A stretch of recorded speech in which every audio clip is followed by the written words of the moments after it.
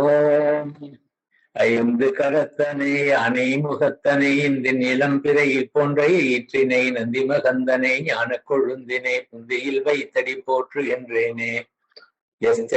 ரூபமாத்யம் பிரபுபதி ஜகதோ நேகதானுகிரகாய ரக்ஷீண கிளேசராசுருஷமவிஷதரோ அநேக வக்ர சுபோகி சர்வஜான பிரசூதிர் பஜக பரிகர பிரீதயே யஸ்ய நித்யம் தேவோகி சசகோ வியாசித விமலதனுர் யோகதோ யோகயுக்தः योगेन चित्तस्य पदेन वाचा बलं शरीरस्य च वैद्यकेन योपाकरोत्तम प्रवरं मुनीनां पतञ्जलिं प्राञ्जलिरानतोऽस्मि।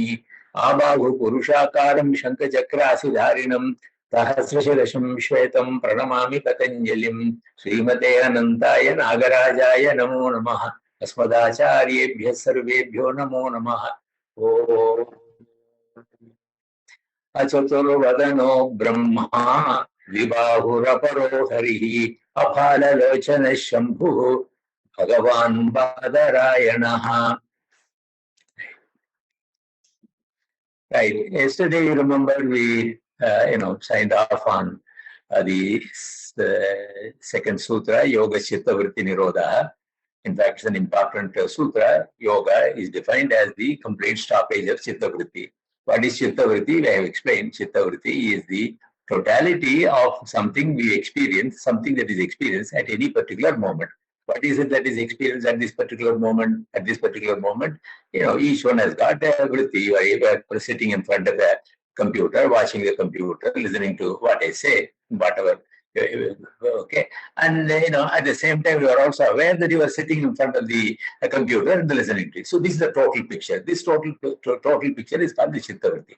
There is no Chitta Vritti without the subject being part of the whomsoever we consider to be the subject. The empirical subject is also part of the Chitta Vritti, right?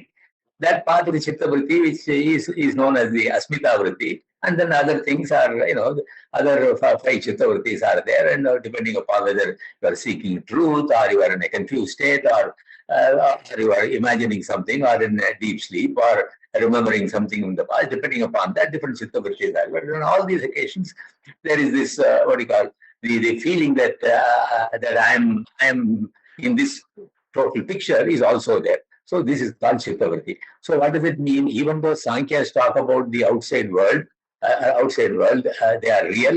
Patanjali accepts that the universe that is created is real, but what we experience is only only a process image of the outside world, and a process image of even our own selves. That is what Chitta Vritti is.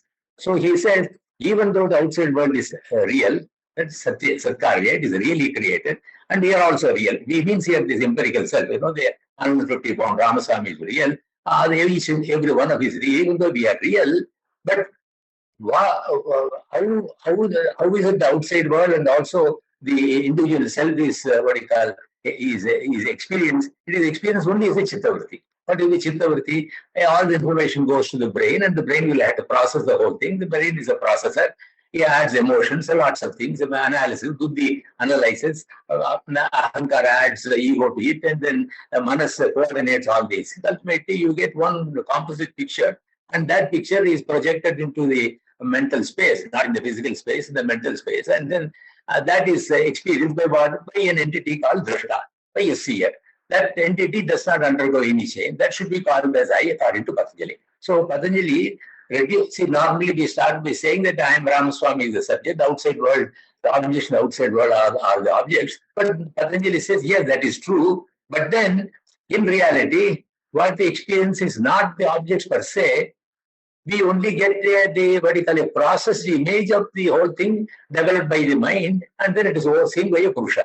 Purusha means a non-changing entity. So we got the subject, the Purusha is the subject, the object is the Chitta Vritti.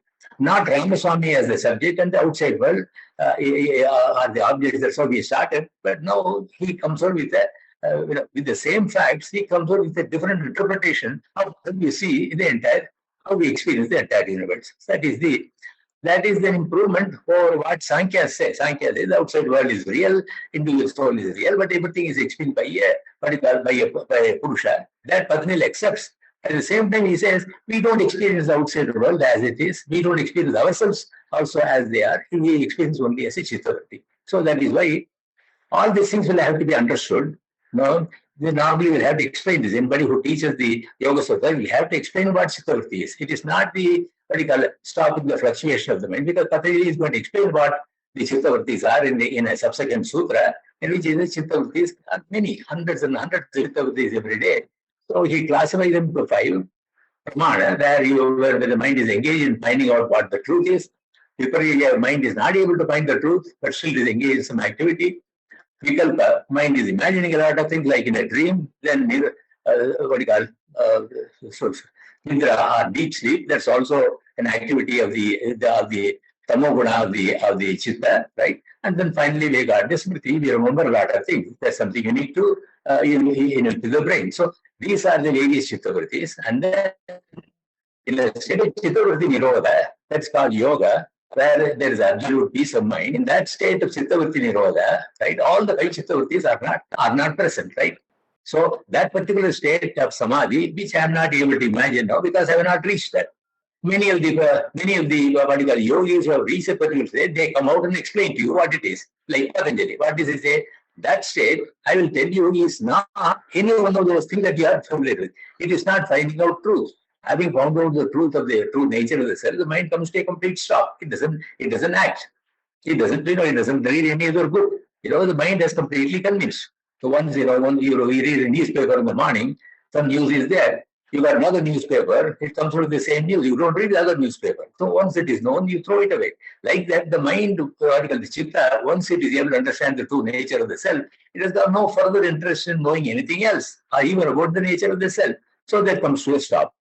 Chittavritti nirodha. It's a logical, because the mind wants to know something. Having known something, that will stop. There's no further, once you know the truth, you don't keep on thinking about it again. Once you know, oh, this is the fact, you forget about it.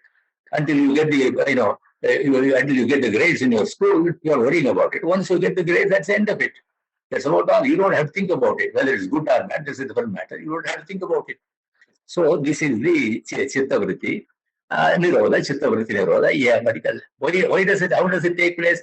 Because the chitta, having understood the true nature of the self, how did it understand the true nature of the self? As I explained to you, as I explained yesterday, the chittavrittis are there. Chittavrittis, the chitta is the brain, let us say, its activities. Chitta has got no consciousness. Chitta has got no consciousness because according to Patañjali, according to Sankhya, it is made up of food. Chitta is made up of, my entire body is made up of food. My mind is made up of food. Is made up of, what you call lipid, cells, right? That's what all. It is not there all the time. It's transient. Transient phenomenon. So this activities are all seen by something, right? Right from your young age up until you die, until we die. Number of chittavrittis are going on. When you are young, there are some chittavrittis, childish chittavrittis are there. You want to become a locomotive driver, or you want to become this, you want to become that.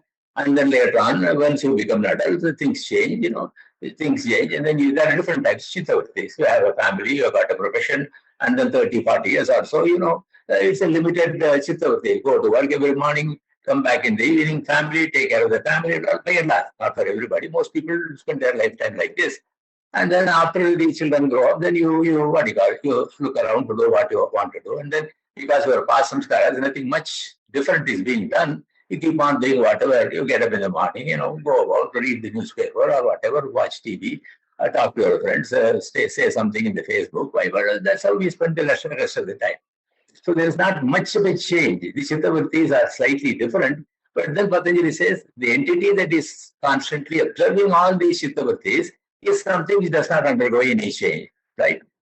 When you are young, the consciousness doesn't undergo any change. Whatever happens to you when you are young, it is being observed by a drashta, by consciousness. There is an awareness of that.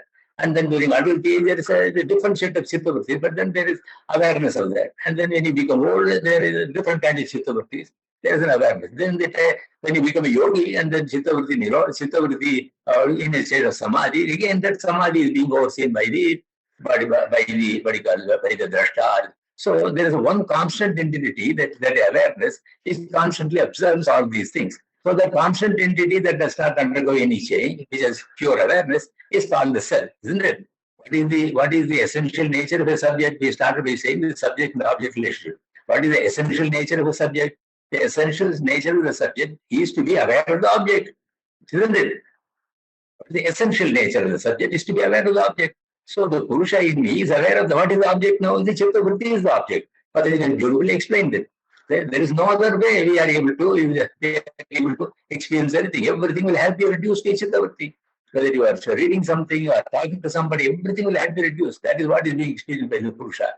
Having brought, this is very similar to even science. What does science say? Even though you see a lot of things, you hear a lot of things, everything will have to go to the brain will have to process the whole thing.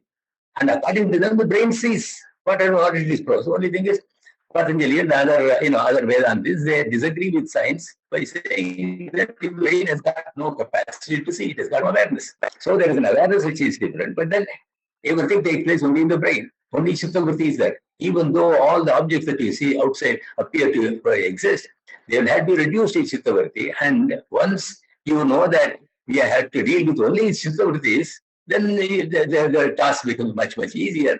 And Chitta Vritti Nirodha is one is able to do. How do you do it? By controlling the Chitta. By controlling the Chitta. How do you control the Chitta? By through yoga. There are some people who get the particular samadhi capability as they are born. If they don't have the capacity, every human being, every human brain has the capacity to go into samadhi. If you don't have the capacity, you train. Right? If I don't know Spanish, what do? I study Spanish, then I can speak Spanish. It's not possible for me to. I can't do it now because I didn't study. I can't go into samadhi because I didn't practice yoga the way it is supposed to be practiced. Otherwise, there is no problem.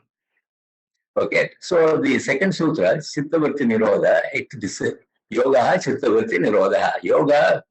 Yoga means absolute peace of mind. Absolute peace of mind, he explains it as a complete stoppage of the activities of the Chitta, activities of the Chitta. It doesn't matter what happens in the outside world. So long my Chitta is in a state of Chitta Vritti Nirodha, it doesn't matter at all. You see what I mean? There may be turmoil in the outside world. But if there is peace in my mind experiences Chitta Vritti Nirodha. There absolute peace of mind, the peace is there. Right? If my mind is able to, right? So this is yoga, Chitta Vritti Nirodha. It is possible through yoga. That's what Patañjali says. Yoga, Chitta Vritti Nirodha. What is the benefit of doing this? Tada drashtuhu swarupe avasthanam, which is the next what do you call it, sutra. Okay, tada means then. Okay, as the Chitta Vritti Nirodha takes place, which is the object, what happens in subject? Tada drashtuhu swarupe avasthanam. Drashta does not undergo any change. All the while, the drashta, what is the drashta? The seer. The word is called drashtru. Drashtru is the word. Drashtru is the word. Drashta is the nominative singular. And drashtuhu is the possessive case. Drashtuhu means of the seer. Drashtuhu means of the seer. Swarupa, it has got its own nature. What is its nature? Swarupa, and means its nature. What is its nature? Drashta, to see. To see what? To see the Chitta Vrittis. Constantly it is aware of the Chitta Vrittis. Tada drashtu, Swarupa, its nature is what? Merely being aware of what goes on in the Chitta or Chitta Vrittis. Tada drashtu, Swarupe, it is his nature. Avasthanam. So the Buddhi, in a state of samadhi, in a state of my Buddhi, whom is intellect, it is able to see the Purusha in its natural form. You see what I mean? It is able to, Buddhi is the one which can see, which can understand a lot of things. Because we use the Buddhi to understand whatever Yoga Sutras is talking. But if you want to understand, you got to use the Buddhi faculty, intellect faculty, not the Ahankara, not the Manas. The Buddhi faculty will have to be used to understand it. So the same Buddhi faculty is able to, once it is able to understand the true nature of the self, in 3 stages. One is studying the yoga text, which is called the Agama Pratyaksha. Then is contemplate upon it. How do you contemplate upon it? The way I told you, right? The way I told you, you don't see object per se. Everything will have to go to the brain will have to process. If you understand this, and it is consistent with science. It is consistent with that. It is what happens. You don't see any object per se. Everything will have to be known only as Chitta Vritti. Everything will have to go to the brain. The brain will have to process. Then only I am able to see. I means what? The drashta in me, the Purusha in me is able to see that. Okay. And then what is its essential nature? Its essential nature is not to undergo any change whatsoever. Constantly it goes on watching. Constantly it goes on observing. Right? It has got no it has got no motive, no agenda whatsoever. One moment it sees me happy, another moment it is able to see me unhappy, another moment it sees me sleepy, another moment it sees me confused, and another last moment it is able to see me dying. All these things are happening in the chitta, is being observed by the Purusha. So its true nature, it doesn't undergo any change. So once something does not undergo any change, what does it mean? It is immortal, right? Isn't it? Anything that undergoes change can die, but anything that does not undergo any change cannot die, isn't it? Moment after moment after moment after moment, the Purusha, the Krishna is constantly in a state of watching. Irrespective of what happens to the Chitta Vrittis, it doesn't affect it. So, Chitta Vritti Nirodha, once you are able to, the mind completely comes to what you call a quiet stage, the Buddhi Tattva is able to see the true nature of the self. What is the true nature of the self? The true nature of the self is to remain in a state of consciousness, in a state of awareness. That's about all. Swarupa. The word Swarupa is used. Tada drashtuhu Swarupe avasthanam. Avasthanam jnatam. You got that? Because in the Yoga Sūtras, verbs are not used, right? Because they want to reduce the number of words. So one of the rules is that the sutras don't have verbs. So you got to supply that. Tada drashtuhu Swarupe avasthanam. Remaining in its true form is seen by the Buddhi. Buddhi Tattva is able to, yes, this is the nature of the Purusha. Not the struggling Ramaswami. The nature of the Purusha is pure consciousness. Right? The Buddhi heard about it when we studied the Yoga Sutras, and then we contemplate about it, thinking about it, whether it is real or just a fancy theory. Now I am able to realize that yes, Chitta Vrittis are there, Chitta Vrittis are being observed by the Purusha. Once the Chitta Vritti Nirodha takes place, it is possible for the Buddhi to understand, to know the true nature of the self. It is possible. Then what do? I develop the Samadhi capability, and then through Samadhi, I am able to understand the true nature of the self. This is a progression. First of all, the Agama Pratyaksha, you understand the true nature of the self through study, Agama, or the scriptures, or including Patañjali Yoga Sutras. Then you contemplate about it. There's no point in keeping on repeating the Yoga Sutras. You chant the Yoga Sutras in the morning and evening without understanding the meaning. It doesn't help. It helps to start with, but then you got to go ahead. Okay, what does it mean? Every word, every sutra, what does it mean? I got to understand. And then you sit down and contemplate it. Oh yeah, does it make sense? You got to understand that. You got to understand that. So how to understand that? It appears to coincide with the the approach of the science also, right? When you are a child, when somebody asks you, do you see the outside? How do you see this butterfly? He said, I see with my eyes. I see with my eyes. My eyes sees them, right? Then you ask the child, how do you say the eyes see the butterfly? He said, no, we close the eyes, the butterfly, I can't see the butterfly. So the eye sees the butterfly, it runs away. Who runs away? The child runs away. The butterfly also runs away. The child is happy that has answered the question. It runs away. Then what happens? It goes to middle school, and then the middle school teacher asks the question, science teacher asks the question, how do you see the butterfly? He says, no, with my eyes. Then the science teacher, no. The butterfly, you don't see the butterfly per se. There are, light falls on the butterfly, and then the light is reflected by the butterfly. It goes through your eyes and it hits the retina. Once it hits the retina converts them into electrical impulses. It goes to the brain, and there is a particular center in the brain where all this information is processed. Similarly, you hear the wind blowing, and then through the ears, the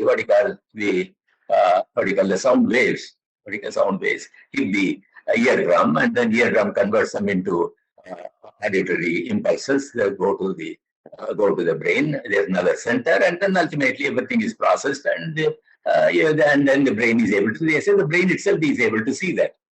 Brain is able to see that. They tell you that you don't see objects per se. Even science says it. Okay, and that is the information that is given. Then the child goes to the yoga teacher. The yoga teacher says, yes, you don't see things per se. Only everything goes to the brain. The brain processes the whole thing, but then the brain does not see because the brain has got no consciousness.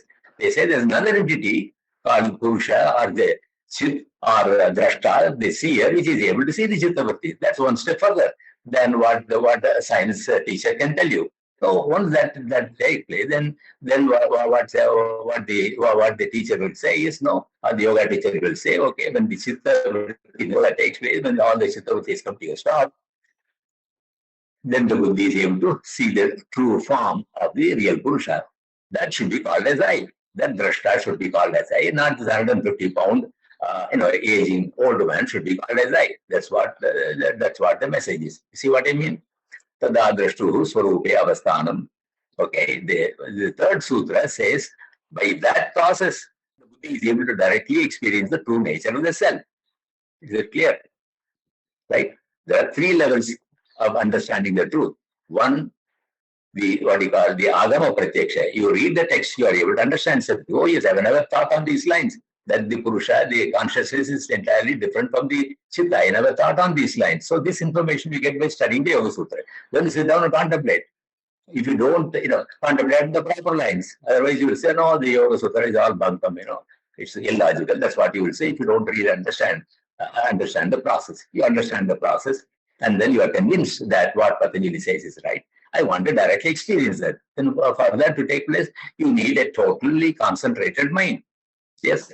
If all through the day I'm going to consider the body to be the self, and for about 5 minutes or in the evening I will do some asanas, close my eyes, and I'm going to contemplate and understand the true nature of the self. The whole day's samskaras of thinking the body to be the self, is going to be more dominant than the 5 minutes of thinking that the Purusha is the self. It is not possible. That is why, and then the kind of concentration we have, when you sit for 5 minutes or 10 minutes, contemplate, the mind thinks of so many other things from the outside world, then it becomes, that's not this, that's not. So that is why many of us are able to study the text and then even contemplate about it and then think that what the Yoga Sutra says makes a lot of sense to us. In spite of that, we are not able to achieve the state of Chitta Vritti Nirodha because we are constantly being distracted. We don't develop the mental discipline of dharana, dhyana, and samadhi.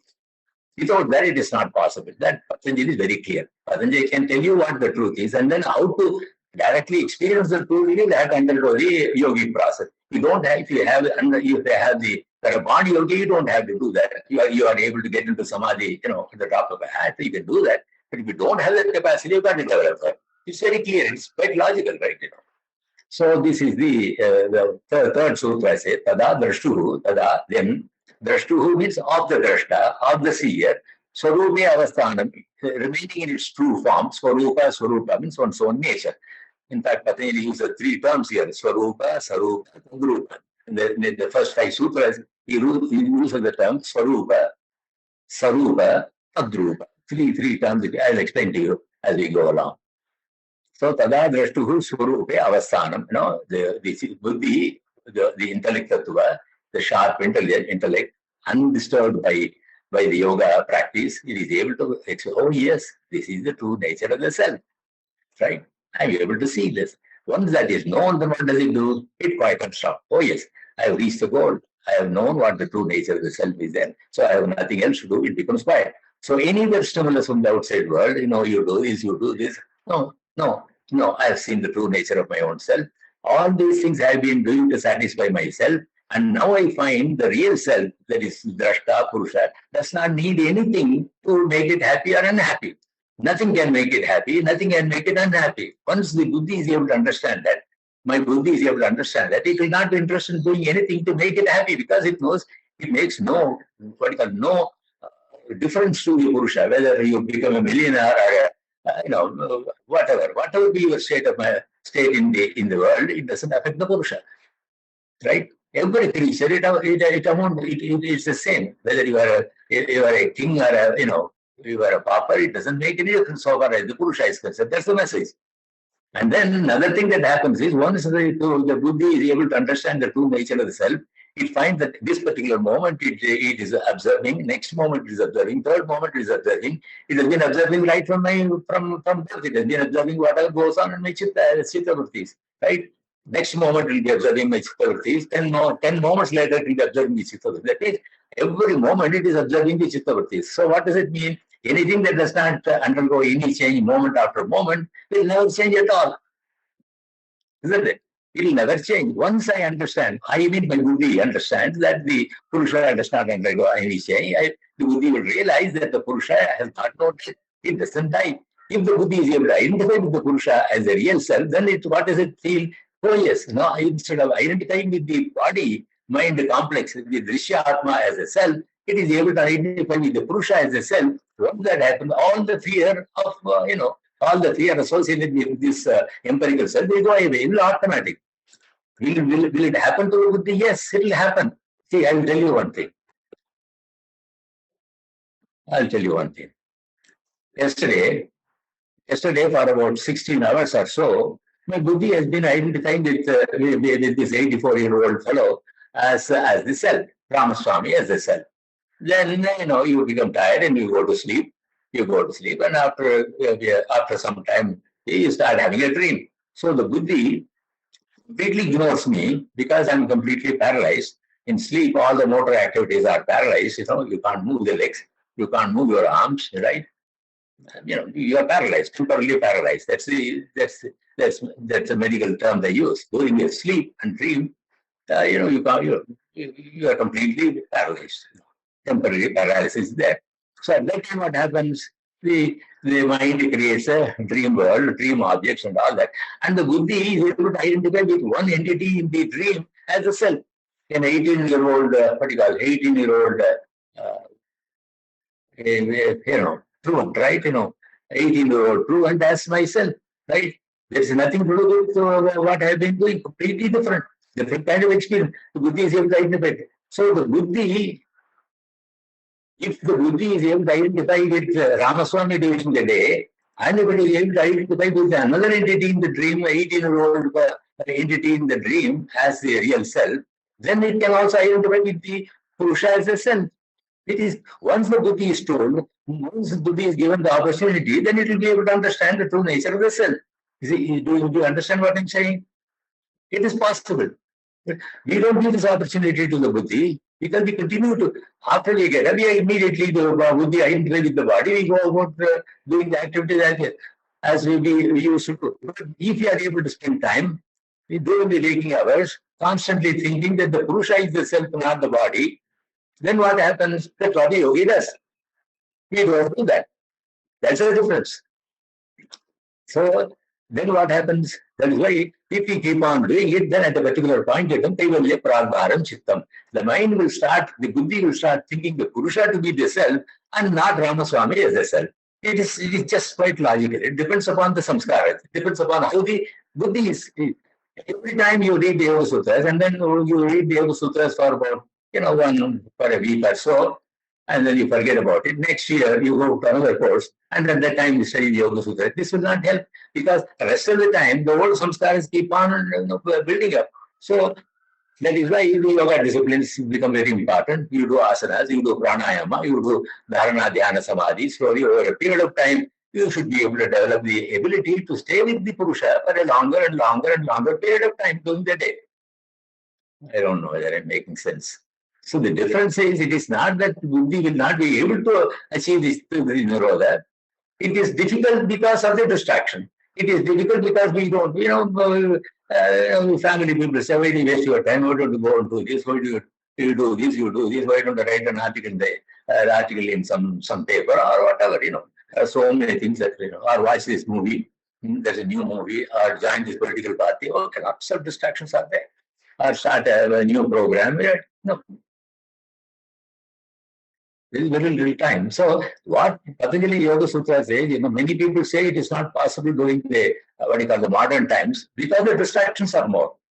Okay, the distractions are more, and then the mind will have to have an extra discipline to be able to follow the path of yoga. First of all, I should be convinced. I should read the Yoga Sutra. I should be convinced about it. Right. First of all, I must start with the premise that what Patañjali says is true. You should not study it as some other book. So many books I read Yoga Sutras, I read this philosopher, that philosopher. Like that, if you read, then it's one more book that you read. But if you read it with the view that he has got some message, I want to understand the message, then you will be able to appreciate what he has got to say. And then once you are convinced about it, then you take a different path altogether. So the third sutra, Tadadrashtuhu Swarupi Avasthanam, tells you the benefit of doing yoga. What is the benefit of doing yoga? You understand yourself. You are able to understand who really you are. That is the benefit of the Chittavritti Nirodha. Isn't it? Atha Yoga Anushasanam. Yoga first sutra says that yoga, according to the scriptures, according to the scriptures, many sages, many munis, many rishis have been able to develop this system. And out of that, the yoga came. It is all mentioned in the Vedas, and many hundreds of over generations, many yogis have been able to do this and able to show that the real Purusha is non-changing consciousness.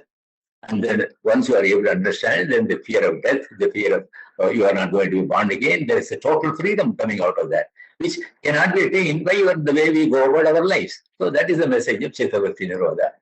And then when the benefit of that is Tadadrashtuhu Swarupi Avasthanam, he is able to directly experience the true nature of the self, directly experience the true nature of the self.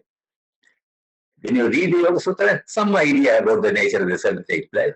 You sit and contemplate, discuss with your friends, go to every sutra, you understand, oh yeah, now I am able to understand what this particular sutra says. It is not stopping the fluctuations of the mind. It is stopping all the activities of the mind, of the chitta. So this is the interpretation. If I get this interpretation, oh yeah, that makes sense to me. Then what do I do? All right, having done that, I should spend the rest of my time so that I will be able to directly experience the nature of the Purusha, so that the mind becomes completely peaceful forever, right? It's not for a short period of time. It becomes peaceful forever. If that is to be done, then the third sutra makes a lot of sense. And then Patañjali in the fourth sutra tells you, Tadadrashtuhu Swarupi Avasthanam. Okay. This Sarupyam Vidaratra. Okay, if I don't do yoga, no. It's so much of life is full of fun, I have to do this, I got to do this. I got to do this, I got to do this, right? I'm not satisfied. The world has got so much to offer, right? I've got so much to offer. I am not satisfied yet, right? I'm 70 years old, 80 years old, 80 years old. Yes, still I have desire to try this, desire to try that. Okay, right? So the fourth sutra says, Tadadrashtuhu Swarupi Avasthanam Vritti Sarupyam Itaratra. Beautiful sutra is that. Vritti means Chitta Vritti. Vritti here refers to Chitta Vritti. Itaratra, when the chitta is not in a state of Chitta Vritti Nirodha, right? What does it do? The chitta or the buddhi identifies with the body as a self and continues to operate as it did before. Vritti Sarupyam Itaratra. Vritti Sarupya. What is the Sarup? You see, he used the word Sarupa earlier. I told you, Tadadrashtuhu Swarupya Avasthanam. Swarupa is its real nature.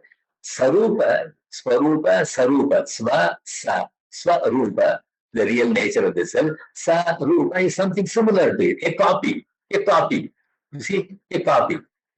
Supposing I become a great yogi, Ramaswami, the great yogi, somebody says, and then say, okay, then I get, I get a lot of, and then somebody says, no, we need to create your what do you call it, wax image of you, and you go there, pose yourself in so many different ways, and then they make a wax image you, and then you stand by that and take a picture. The wax image is so real that both of you and that they look alike, right? You look more like the wax image, and the wax image doesn't look like you. You look more like a wax image, and then that's called the Sarupa.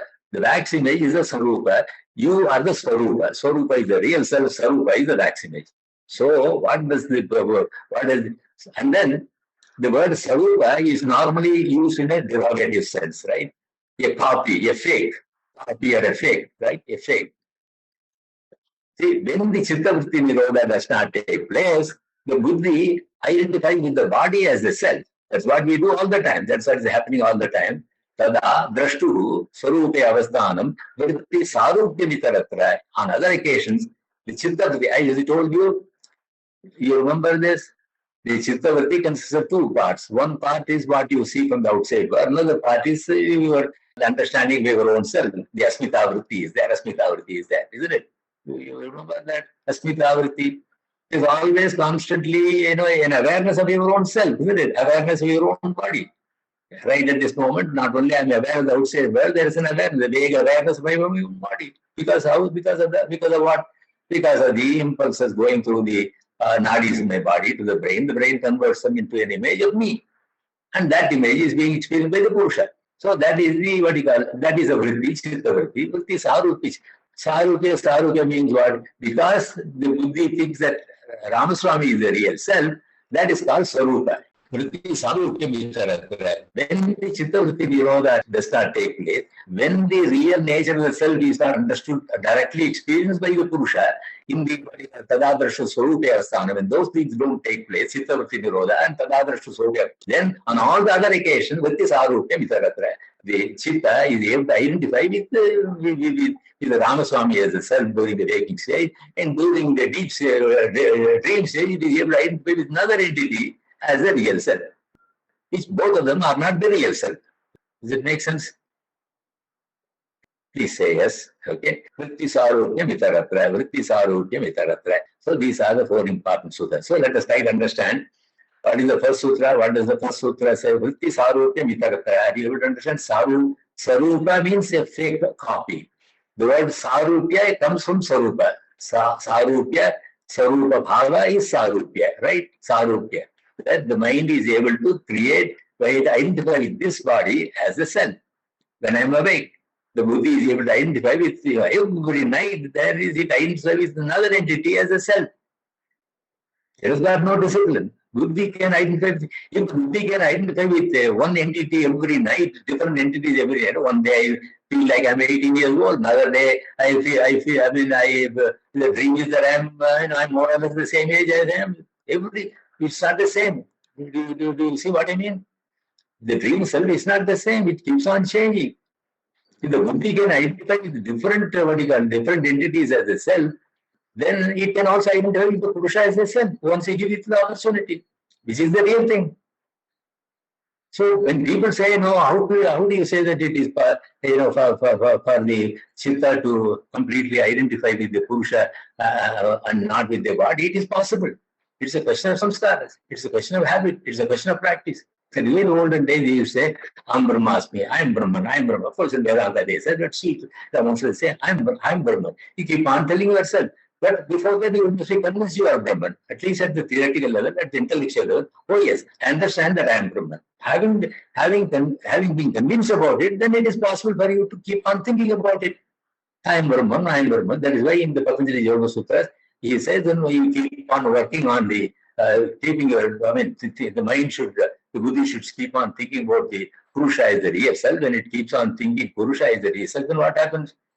Then what happens? The chitta, rather than, during the daytime, every now and then, buddhi should think, oh yes, the Purusha is the self, not this Ramaswami. Okay. Brahmaiva aham na samsari. There's a beautiful mantra that is found in the Vedanta text. Brahmaiva aham. Brahma eva aham. I am only Brahman. Or Atman here. Brahmaiva aham na samsari. Not this fellow. Not this Ramaswami who is a samsari. He keeps on, he will be samsari during waking hours, something else during midnight, and the next Janma is something else. This is a samsari. I am not samsari. I am pure consciousness. Brahmaiva aham na samsari. Then you keep on saying, when you keep on saying, the mind will start thinking on this line. The more during the daytime, let us try to find out.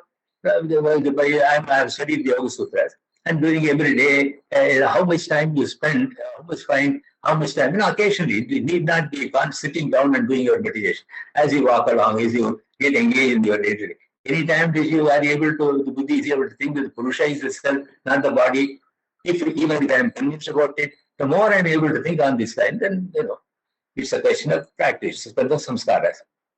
So whatever is mentioned in the Yoga Sutras, it is possible. The first stage is to understand the Yoga Sutra. The second stage is to be convinced about the Yoga Sutra. And the third stage is to increase the time that the mind is able to think that the Purusha is the real self. If you don't do that, the mind is going to think the body is the self. The Ramaswami is the self. So this is the fourth sutra. So let us try to understand what is the message of the four sutras. Okay. What is the message of the fourth sutra? The first sutra says, Patanjali says, I am telling you the authentic or the scriptural yoga. He wants you to distinguish between the particular authoritative yoga and there is a number of other, at that particular time, even during Patanjali's time, there are a number of other yoga systems which are not based on the authority of the Vedas, right? Many people had got their own experience. So Patanjali wanted to say, okay, there are so many different yoga disciplines floating around. I want to codify the system of yoga as you find in the Vedas. So he called it as Yoga Anushasana Yoga. I am writing this based on the experience of the Vedic rishis. Atha Yoga Anushasana. See? So the first sutra explains to us that the yoga that he is talking about is authentic or scriptural yoga. If you are not interested in that, okay, that's left to you. I got to understand when I read the Yoga Sutra, I got to understand what kind of a yoga it is, right? Patanjali said this yoga that I am going to talk about is based on the authority of the Vedas. And then in olden India, nowadays it's not the case, olden days, the Vedic, Vedic mantras, Vedic sayings are considered to be authentic, right? Because the Vedic rishis are, the word rishi means the people who speak the truth. Rishayaha Satyavachasaha. Rishis are those who speak the truth. So the Vedas contain the mantras created by the various rishis, the Upanishads, number of other passages in the Vedas are said to be, they are supposed to be authentic, they are supposed to be true, right? They have they have reached, they have nothing to attain, they have nothing to get from the outside world.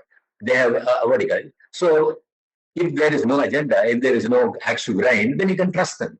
So the rishis, again the word rishi means rishayaha rite ishanat rishi. One who is addicted to, or sticks to truth is called a rishi. So the Patanjali is a rishi. So whatever he says, he speaks the truth. I can trust him. That is the information you must get. I can trust whatever he says. He is not going to say something which is not true. And then once I am able to have trust in Patanjali's Yoga Sutra, the next step will be for me to understand what the bloke is talking about. So you go through that again and again, and then if there are inconsistencies, try to iron them out. I don't understand. He says something here, something else, somewhere else. So you understand it, and then after you understand it, you get a clear picture of what Patanjali has to say, right? And so first knowledge is understanding the text. The second will be for you to sit and contemplate, right? Oh, this is what he said there, this is what he said. Does it make sense? Okay, does it make sense? Is it real? That's the next question I got to ask. Keep on thinking about this, and then finally, once I'm able and convinced about it, no. So, and then what is the benefit of practicing yoga? Tadadrashtu swarupe avasthana. We'll be able to understand the true nature of the self. According to them, the true nature of the self is immortality. If that be the case, why should I bother about the other things? When that motivation comes, then I become a full-time yogi. Until that comes, I have lots of doubts. I really don't know whether there are so many other results. Should I try Patanjali Yoga Sutras for a few days? Then I go and try Hatha Yoga. Then I go to Kundalini Yoga. Then what happened? I go to Ramaswami Yoga. Then Krishna Swami Yoga. Then Srivasa Yoga. Like that, keep on changing, and then spend my time. I've got a limited amount of time in my life, right? You keep on, and then so this. My teacher used to say, all right, my Guru Krishnacharya used to say, when you read the Yoga Sutras, you may read other books. You may read the Hatha Yoga Pradipika, Gheranda Samhita, the Shiva Samhita, there are a number of other books. Patanjali Yoga Sutra does not contain all the information that you need. They give you the essential information. So for asanas are concerned, there are only 3 sutras are there. Okay. Sirasokamasanam, Prayatana Shaktilyanu, Samapatipyam, Anabhigata. These are the 3 sutras. Is it sufficient for you? No. I need to know how to do headstand. I want to know how to do shoulder stand. I want to know how to do, stand on fingertips. I mean, so many other things I want. I got to go to find it from other texts. Hatha Yoga Pradipika has got a lot of information on how to do yoga. It's a technical book. Bold and nut and bolts book, right? Or bolt and nuts book, whatever, It tells you how to do. That's all what it does. It doesn't give you any philosophy behind it. Just, okay, do this, you do this, you do this. Okay. So my Guru used to say, all right, you have to see other books. When you read the Patanjali's Yoga Sutras, if you have to learn a lot of your asanas, you can't do it by merely studying the Patanjali Yoga Sutras. Even though it gives you the essential parameters of yoga asana practice, you have to get it from other sources, maybe some teachers. But when you do that, the only thing is you must see that whatever you do or whatever you learn should not be at variance with the basic tenets of Patanjali's yoga. Patanjali talks about brahmacharya, Patanjali talks about yama, niyama, how to do asanas, all these things he is talking about. I should do all these things consistent with the teaching of the Patanjali's Yoga Sutras. That's all what he will say. So, after you study the Patanjali's Yoga Sutras, if you are really convinced about it, they become full-time yogis. So then they practice Ashtanga Yoga. They scrupulously follow the yama niyamas. They practice asanas so that they will be able to maintain good health. They do pranayama so that the mind will be clear. Then they do pratyahara and then slowly develop dharana, dhyana, samadhi, antaranga sadhana. After some time, if you are really convinced, okay, I am interested in knowing the true nature of my own self. I need the capacity to go into samadhi. Then what do? You spend more and more time on the dharana, dhyana, samadhi. If you keep on doing it, basically, once I am convinced about the outcome or the goal of yoga, then I will do all these things, right? So until then, what happens? I got so many distractions, so much distractions are there. Even as yogi, I got a lot of distractions. So that is what preventing people from it. Not the subject is very clear. Subject is very, very, very clear. So these are the 4 sutras. Once again, I tell you, the first sutra, Atha Yoga Anushasanam, defines what yoga is. Atha Yoga Anushasanam. It defines what yoga is. It also defines what are the requirements to achieve yoga. What are the requirements of achieving yoga? The ability to go into samadhi, right? Ability to go into samadhi. And then Atha Yoga Anushasanam. This is according to the Shastras. Then having said that, he defines what yoga is. Yoga hai chittavritti nirodha. Yoga is what? What should I do? I must completely stop the chittavritti. Why? Everything that I experience only chittavritti. Once I am able to, handle the chittavritti, I handle everything.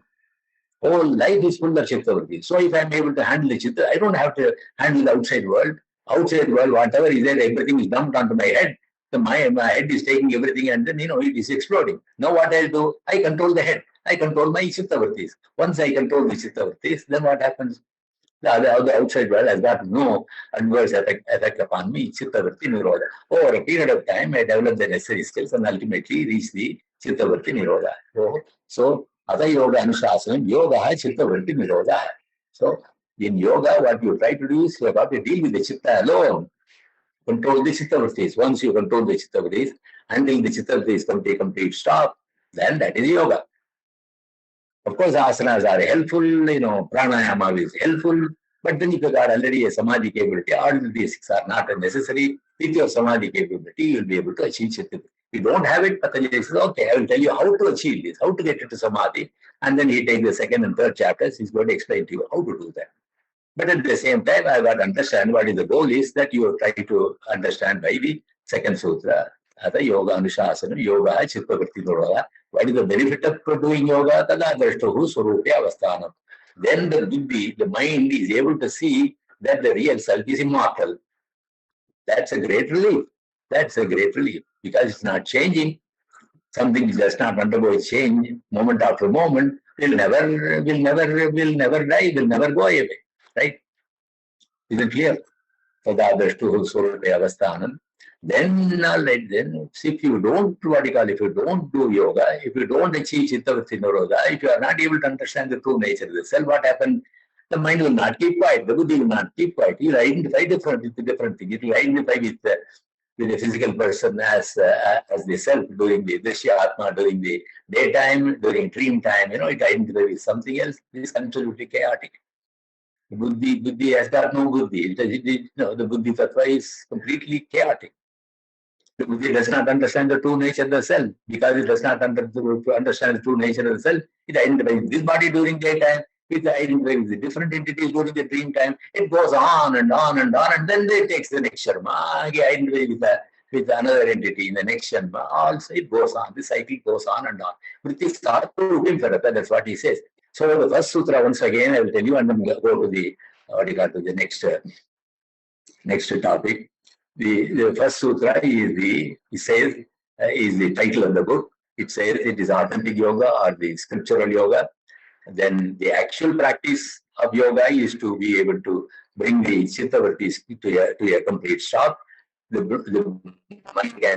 chitta can bring itself to a stop by understanding the true nature of the self. When the chittavarti comes to a stop, the chitta is able to, buddhi is able to clearly understand the true nature of the self and becomes completely free. It becomes calm. Samahita chitta, it becomes completely calm, right? Knows the true nature of the self, and the Purusha does not see it. So for the rest of the life, for the yogi, most of the time the mind will be absolutely calm. Every now and then, you feel hungry, you go out, eat whatever you want, and then come back. So you are not going to interfere with the outside world. Your mind is calm all through until nature brings the physical, vertical, the Atma to end. So far as the Purusha is concerned, it remains absolutely unaffected even after the passing away of the yogi. If you don't do that, then the perils of not doing yoga. What is the peril of not doing yoga? You will keep on identifying with this body as a self. That is good. Okay. If you identify with this body, nobody is happy. Nobody is completely happy as long as you identify with the body. Sometimes things work out the way we want. Again, I get a headache, some other problem, this problem, that problem. Most of the time we are dealing with problems. Occasionally we got a piece of it. Again, you may be successful in one area, and then you may be unsuccessful in some of the others. You may have a good family, but at the same time, you may not be financially well off. You may be financially well off. Your family will not be good. Your reputation may not be good. There are so many things that could happen that will ruin our life. So constantly there is what you call the true unfettered happiness you don't find. Once the buddhi is able to identify, keeps on identifying with this Ramaswami as himself. Ramaswami cannot make himself happy completely, thoroughly. That's the message. It doesn't matter who really you are. The only way to be, that is what the yogis say, the only way to attain permanent peace of mind is to understand the true nature of your own self. The true nature of yourself is so magnificent that you are wasting your time trying to get a few crumbs from the outside world to satisfy yourself, when the real nature of yourself is pure consciousness. It doesn't need anything that you do to make it happy. When this realization comes, then such people become yogis and keep on working on it. If you don't do that, then I identify with this, go on like everybody else. At the end of the life, I take another janma, this cycle, the samsara keeps on going, janma after janma. This is the background, this is the theory. Okay, now we go to the next, next philosophy, which is the, Brahma Sūtras, the Vedanta philosophy. See, many people say that the Vedanta philosophy is, is very difficult, right? Is difficult because one of the things that has happened is many people who teach Vedanta are they completely ignore the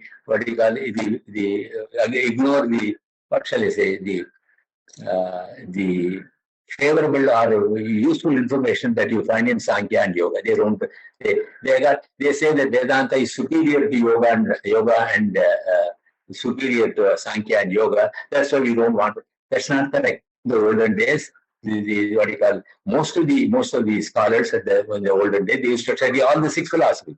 I think I mentioned to you, Krishnamacharya had the degree in, diploma in almost all the 6 darshanas. He was called Vedakesari. That, because in Mimamsa, he was a master Mimamsa.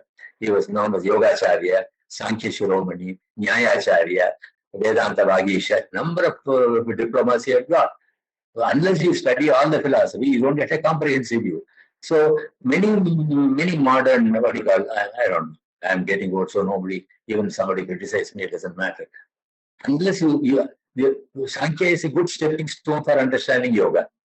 Yoga is a good stepping stone for understanding Vedanta, because yoga reduces everything to Chitta and Chitta, right? This step will be very useful for you to understand the Vedanta. If you don't understand that, what happens is straight away when people say that the real Purusha is Purusha and Brahman are one and the same, it becomes very difficult to follow. Right? Now let us proceed from here. the next, what do you call it, next philosophy, Vedanta philosophy. What is the Vedanta philosophy? Vedanta philosophy is mostly contained in the Upanishads. It's also contained in the Brahma Sūtras. It is also contained in the Bhagavad Gita. These three are considered to be the important texts, right? Brahma Sutra, Bhagavad Gita, and also the Bhagavad Gita, and also the Upanishads. No? Bhagavad Gita is a Vedanta philosophy. Taught to whom? Taught to an ordinary person like us. He may be an extraordinary warrior, but we are also warriors fighting our daily life, right? So when we had, what do you call it, a very important, very difficult situation he was in, the Lord started by saying, not, supposing if somebody has got difficulty, comes to advise to me, what will go? No, don't worry, everything will be fine, don't worry. Just think, just say something, say something which will not be really helpful. And then that fellow goes to somebody else, they also say something, and then the things work out in whatever way it is supposed to work out. But what did Lord Krishna say? Krishna started talking to him about the Vedanta philosophy straight away. So the entire 18 chapters contains philosophy, right? So he didn't advise him to, no, don't worry, you are a warrior, you should fight these. So all those, but he also told him, right, the real nature of yourself is pure consciousness. It does not undergo it. Nobody can destroy it. You can't destroy any of the real Purusha in each and every creature that you are going to fight and kill. They are not, the real Purusha is not killed. Only the body is killed, right? So that kind of information he gives. Yogastha kuru karmani sangam tektva dhananjaya. Yogastha means understanding the true nature of yourself, keeping the mind in the Purusha as the real self. As I think I mentioned to you earlier in the Yoga Sutra case. We don't do that. When there is a crisis, we identify with this body, and then we become nervous and all that. Constantly, he says, Patañjali, Krishna says, Yogastha Guru Karmani. Keep your mind in Purusha as a real self. Understand that very well. Keep it in your mind. You can't run away from home. We got a war to fight. So, Yogastha Guru Karmani. What are the karmas that you got to do? You got to fight the war. That is the karma that you got to do. Yogastha Guru Karmani. And then when you do that, Sangam Tektva Dhanjaya. Don't allow the mind to attach with the body, but keep the mind with the Purusha as the self. So that's the information he gave. So he didn't say that, you must fight, This information that the Purusha is distinctly different from the Prakriti, distinctly different from the body is given to him. That is the main message of main message of the Bhagavad Gita. Bhagavad Gita tells you that the Purusha or the self is completely different from the body. If you are able to keep it in mind, then you can go over your activities, complete your activities, don't start anything new. Anandam, new activity you don't start. Fight this war, finish it up, and then contemplate upon this self. You become that's what you should do. Like that, the Vedanta Sutras, right? Vedanta Sutra, we should be able to understand that Vedanta is applicable not only to the sannyasins who go to the forest and then Aranya, it is applicable to each and every one. The instruction given to, please remember this, the instruction given to Arjuna was not merely that you are a warrior who should fight. That's not the only thing he said.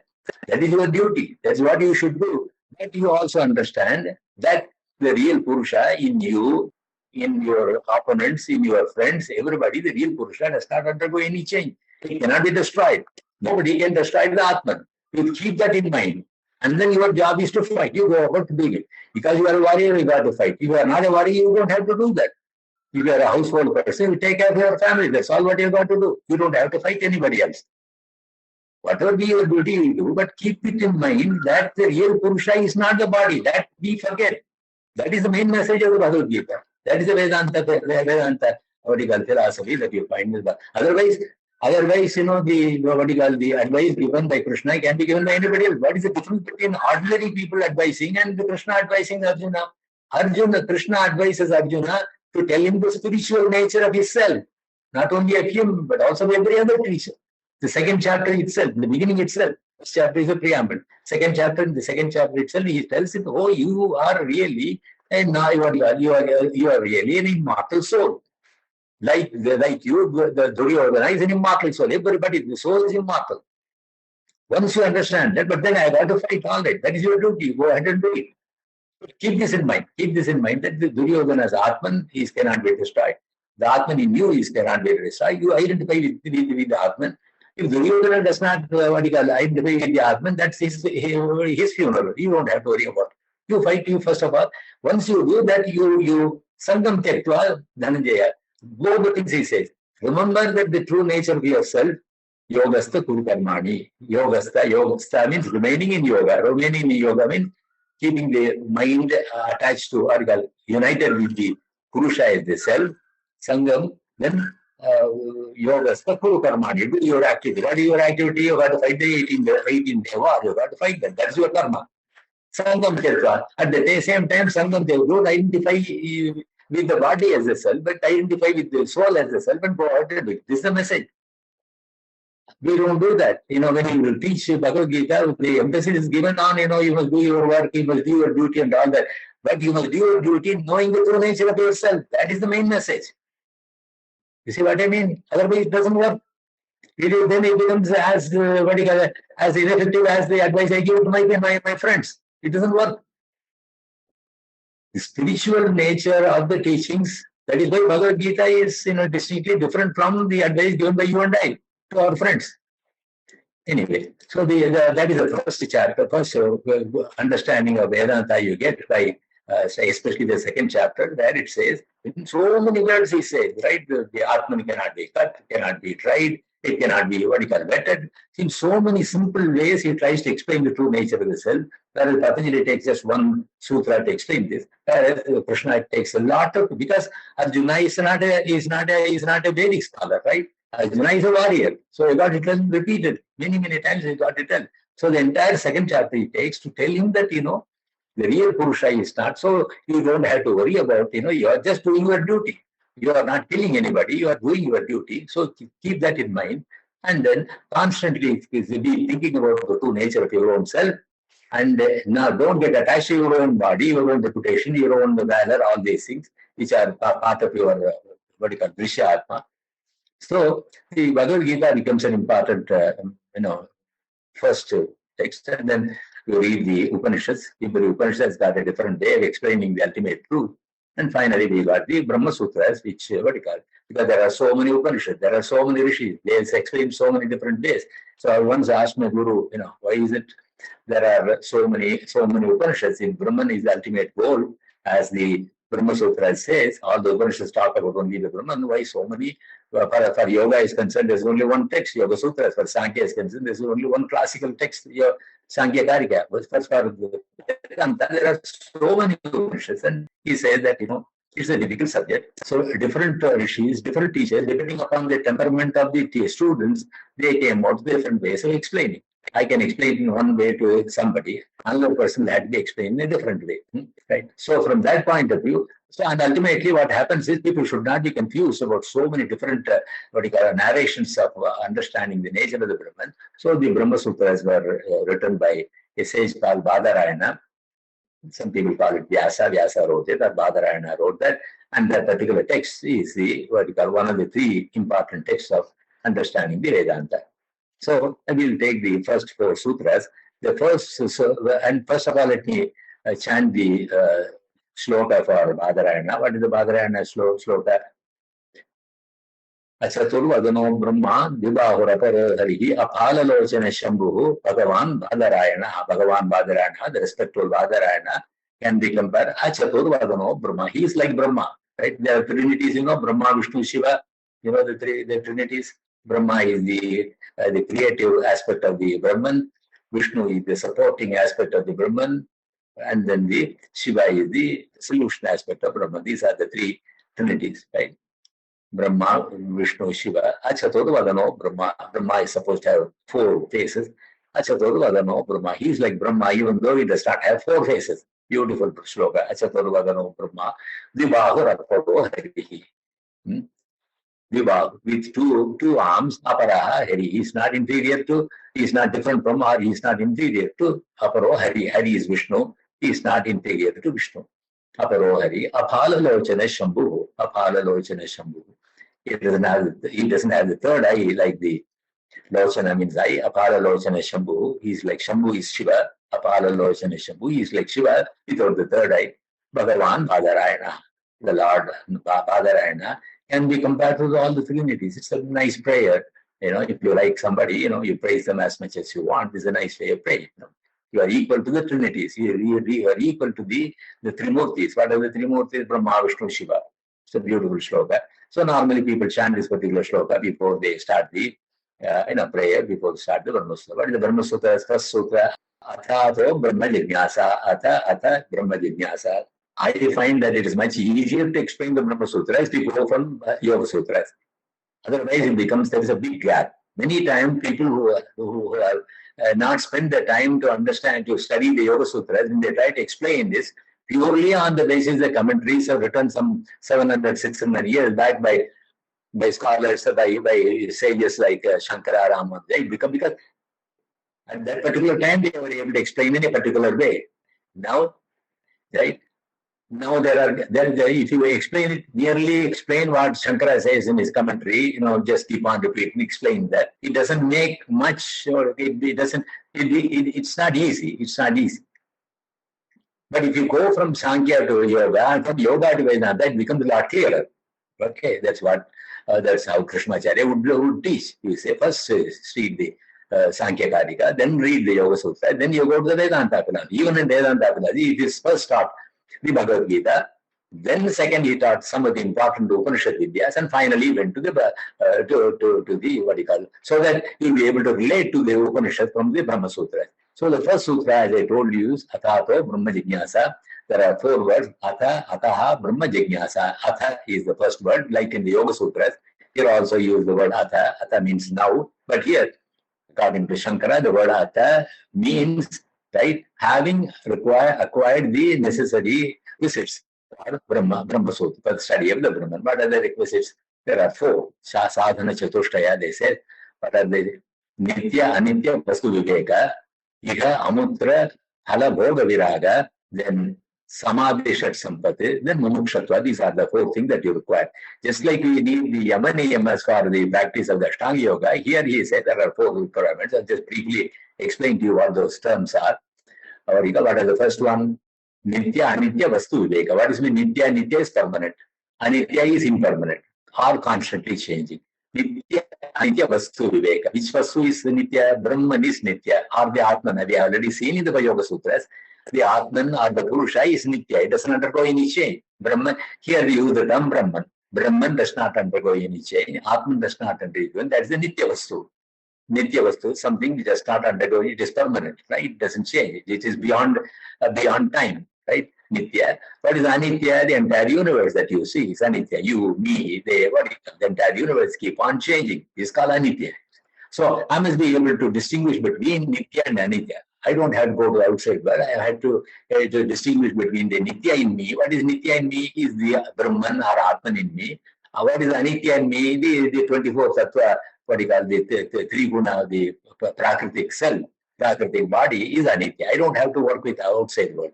You take my own case. In my case, there is the non-changing consciousness which is Nitya. What is Anitya? This body-mind complex is Anitya. I can't understand it. Nitya, Anitya, Vastu Vivek. I should be clear in my mind. I should be clear. My buddhi should be clear in this. Nitya, Anitya, Vastu Viveka. Viveka means the ability to distinguish. Vivichyati Viveka. The same idea that you find in the Yoga Sutras also. Prakriti Purusha Viveka. Viveka Jnana. Right? That's what he says here. Nitya, Anitya, Vastu Viveka. Then, once you know the Nitya and Anitya, then you develop a distraction towards Anitya. Whatever is impermanent, you try to, don't bother about it, right? So you start, your mind has to be with the Brahman all the time. Aham Brahmasmi, and not with the Aham Brahmasmi. Brahmaiva Aham na samsari. I'm not a Ramaswami who is a samsari. Okay. Nitya Anitya Vastu Viveka. Then once you are having a Nitya Anitya Vastu Viveka, then the what is Iha Amutra Phala Bhoga Viraga. Iha means in this world, right? In this world offers a lot of happiness to me, right? Lots of happiness, temporary happiness. I go here, I go there, I go here. People say you go to this country, you go to this resort, you go to here, you go there, you go there. All over the place you go, right? I'm not happy here, so I go and settle down somewhere. I'm not happy with this spouse, I look for some other person. Oh, constantly trying this and that. Okay. Iha amutra phala bhoga viraga. Trying to get something from this world, the Iha. And then amutra. Amutra means on the higher worlds. In the Vedas talk about, going to different worlds, right? You do this particular karma, you do Ashwamedha Yajna, you go here, you do Jyotishthoma Yajna, you go here, you Rajasuya Yajna, Vishuddhi Yajna, number of yajnas, all of them are supposed to take you to higher and higher worlds. There are hundreds and there are number of higher worlds are there. So when I develop some people develop a dispassion towards, in this life, what can I do? I can, I'm working in a company as a clerk. The best I can do, I can hope for is to become a manager of that company. That's about all. I can't become a CEO. I can't become, I can't become the chairman of the board. All these things are out of question. So there is a limited scope for improvement of my happiness, right? So what do? I forget about all these things, and then I try to do yajna, yaga, and all that are mentioned in the Vedas, and try to get to the higher worlds. Then my next janma. So this Vedantin develops a dispassion towards not only the worldly happiness, but also the promised happiness in the other worlds. Iha amutra phala bhoga viraga. Viraga means dispassion. Raga means passion. Viraga means dispassion. Iha amutra phala bhoga viraga. So I develop it. How do I do that? Once I know that the real self is completely satisfied and doesn't require anything to make it happy or unhappy, right? I'm completely a fulfilled person. The real Atma is completely fulfilled. Every Atma is completely fulfilled. Doesn't require anything to be done. Unfortunately, that message is not, is not seriously considered. Iha amutra phala bhoga viragam. Then Samadhi Shatka. Then you must develop 6 disciplines. Samadhi Shatka. Samam, Dhammam, Uparati, Titiksha, Shraddha, Samadhana. These are the 6 things. What are they? Sama means what you call. You're looking at the world in a dispassionate way, no getting raga and dvesha, getting attached to something and then developing hatred towards something else. This I should avoid. Samam, Dhamma, control of the senses. Dhamma means control of the senses, right? By pratyahara or the practice, yama niyama, right? You develop, you don't allow the senses to run amok. You should not do that. Okay. Samam, Dhammam, Uparati. Uparati is, Uparati is reducing the, reducing the happiness that, or the pleasures of the outside world. Uparati. Titiksha. Titiksha means what? Titiksha means forbearance, even though there's a lot of pressure that may be coming from the outside world, but also in your own self. You may fall sick. The other people will say something, you may have a lot of, there are 3, Adi Bhautika, Adhyatmika, Adi Bhautika, Adi Devika, this kind of, pains will be there. I should be able to develop Titiksha. Titiksha means forbearance. Okay, I should not lose heart. Okay, because my goal is to understand the nature of the Brahman. My goal is to understand it does not change because of the outside world or whatever happens within my own body. So once this understanding is there, this titiksha or forbearance will be there. Titiksha, Shraddha. Shraddha means what? Shraddha means what? Faith. I must have faith in the Upanishads. How do you have faith in something? If you are able to realize that the sayings that are saying is for my good, right? I must understand the Vedanta, principles are for my good. And then people who have come out with that are the rishis who speak the truth, and they don't have an agenda. The other Upanishads, the rishis have written the Upanishads. What is the royalty they got? Nothing, right? They did everything for. They found it, the truth, and then they were happy about it, and then they wanted to give it to other people. So Shraddha, faith in the Vedas, faith in the Vedanta text, faith in the Upanishads, right? Shraddha, Samadhana, Samadhana is a peaceful mind. Right? With these, if I got an agitated mind, if the mind is agitated, I must try to find out why my mind is agitated and then take measures so that I will be able to avoid that. Sometimes what happens, some factors keep on bothering me. Once they keep on bothering me at a particular point of time, that I must take a decision. I don't want this to bother me anymore. So whatever action that you've got to take, you take, so that you may probably lose a lot of your money, you may have to lose a lot of whatever, But at the same time, try to attain a sense of peace. Why? Because only with a peaceful mind I'll be able to understand the truth. Peace not for the sake of peace. Peace so that I'll be able to pursue pursue the pursue the path of Vedanta. So these are the requirements. So these are the requirements. What are they? Nitya Anitya Vastu Viveka, Ila Amutra Bhalavogha Viraga, Samadhi Shad Sampat, and finally Mumukshutva. What is Mumukshutva? The intense desire to, what you call, to get released from the cycle of birth and death. I don't want to be born again. That's the resolution I have to take. We believe in the karma theory, right? I've gone through this. I can't do much about this present janma. I can use this particular janma so that I don't take another birth. Suppose if somebody asks you at a fairly late in your life, what is it you want to be? If I give you another opportunity to be born, no, I don't want to be anything. Do you want to be the Prime Minister of this country? No. Do you want to be the President of this country? No. Do you want to become an Indra in the States? No. I have no interest whatsoever. None of the things that the universe can offer, I am interested in. I am interested in only knowing the true nature of my own self, that is Brahman, right? So that is called a desire to, what you call, mumukshutva, desire to get out of this samsara cycle is the fourth one. These are the four things I have. People will adopt these four aspects. Okay, they are the person who succeeds. Atha is the word for that. Atha refers to a person with these four attitudes should start the study and the practice of the Vedanta philosophy. Atha. Then the next one is Ataha. Ataha means therefore. Therefore means what? All the things that I wanted to do to make myself happy, I have been able to do. Number of things I did to make myself happy. I have done a lot of things that has not made me happy on a permanent basis. All the, what you call, inducements of going to heaven and all that, I find they are impermanent. Having thought about it, I have got no further interest in. So, therefore, because whatever is mentioned in the Vedas, like going to heaven, or whatever is mentioned in the Dharma Shastras or in the Laukika methods to find happiness within this world are not fully satisfying. Is it clear?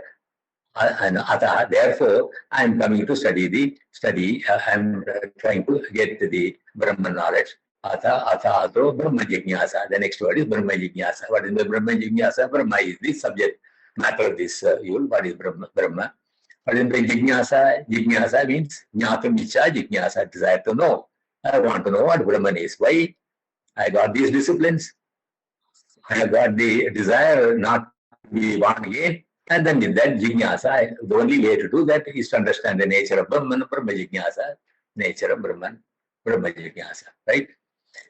Jnatamicha, Brahma Jignasa, four desires people say that people have. One is called, Chikirsha, desire to do something. There are some people who keep on doing a lot of things, like this. Then Prepsa, desire to achieve something, get something, Prepsa. Then Jihasa, desire to get rid of something. And finally, Jihasa, and then Jignasa, desire to know something. Chikirsha, number of people do a lot of things, develop. I start one company, do another company, I start one yoga studio, then start a branch, another branch. I develop a yoga empire, right? So Chikirsha, people who want to. Prepsa, desire to achieve something. I want to stand in headstand for 1 hour. I will achieve this. This is called, Chikirsha. Prepsa, desire to achieve something. And then Jihasa. Jihasa, desire to get rid of something. I'm having a constant headache. Whatever. There are a number of things we don't want. That bothers us. It's called Jihasa. And finally, Jignasa, desire to know something. Yeah, all of us have that desire. I want to know how my neighbor is making so much of money, right? That's one desire, right? You have this. I want to know how my neighbor is making so much of money. He works in the same office as I do. But he seems to become, he's so prosperous, whereas I am not. I would like to know how he does that. This is Jignasa, desire to know. On the other hand, the Vedantin would like to know who is it, what is the nature of Brahman. Am I Brahman, right? I want to know that. So both of them are Jignasa. Jignasa, desire to know Brahman. Brahma Jignasa. That's why it says Brahma Jignasa. Desire to know Brahman. These are, okay, Athato Brahma Jignasa, right? Now, the aspirant wants to know the true nature of the Brahman. Why? He has got the necessary capabilities and he has got a proper reason to understand the true nature of the self. Nature of Brahman. Athato Brahma Jignasa, right? Janmadhya says. Now, let us try to understand before we go to the next sutra. Let us develop from the Chitta Vritti Nirodha. in the Chitta-vritti Nirodha, we said that Brahma, the Atman or the Drashta is the self which is able to see the Chitta-vrittis, right? Drashta is the self which watches the Chitta-vrittis. Okay, Chitta-vrittis, right? Now, we said the Chitta-vritti consists of all the information that is come from the outside world, but also other information that is already, residing in the brain as smriti or whatever it be, right? There are it need not be from the outside world. So different kind of Chitta-vrittis. There are explained as 5 Chitta-vrittis, right? And then the Chitta-vritti also contains the concerning the Asmita-vritti or the feeling that I exist, right? So buddhi, the brain not only produces Chitta-vritti from the outside world, it also produces Chitta-vritti about your own the empirical self, which is the Drishya Atma, we call it. The empirical self, so far as I am concerned, is this fellow, Ramaswami, 150-pound Ramaswami, the empirical self. There is a vritti, there is a Asmita vritti. I am aware of that. There is an awareness of this person at this particular moment after moment. When I am sleeping, as I told you, when I dream, instead of me, there will be some other entity which will be having the Asmita. Okay, that's what. Now the question that is being asked is, okay, when the brain is the one that is producing the Chitta-vrittis, then the next question that is being asked is, if the brain is producing the Chitta-vritti about the body contains the brain itself, right? Isn't it? The body contains the brain itself. Chitta also is part of this, this empirical self. Chitta is also. So, how can Chitta, which is part of the empirical self, project this individual? Then it is itself. So it amounts to saying that the brain projects itself, which is absurd according to the Vedanta. What they say is, we agree that everything that is experienced is by the non-changing Purusha. And then, so far the Chitta-vritti is concerned, we cannot accept because the Chitta itself is part of the empirical self or Drishya Atma. So the projection should come from somewhere else, right? That comes from Brahman according to the Vedanta. This is a big difference. If you want to understand the Vedanta, if you want to understand the Vedanta, it becomes much easier for you to go from the Chitta-vritti to that. So far as ordinarily we think that the outside world is, all the objects are there, we think that everything is real. But Patañjali says that even though everything is real, everything is reduced to Chitta-vritti. What is only a Chitta-vritti, only an impression or only a projection of the mind. The projection of the mind is not without a basis. The projection of the mind is based on the outside world or the memories that we have. So that is a basis. And the mind projects not only the impression from the outside world, but it also projects the Purusha because of information it is able to get from the empirical self. That's the theory of the yoga. But then the Vedantis come out with an objection to this approach by saying that the brain, Chitta itself is part of the empirical self. Is part of the Drishya Atma.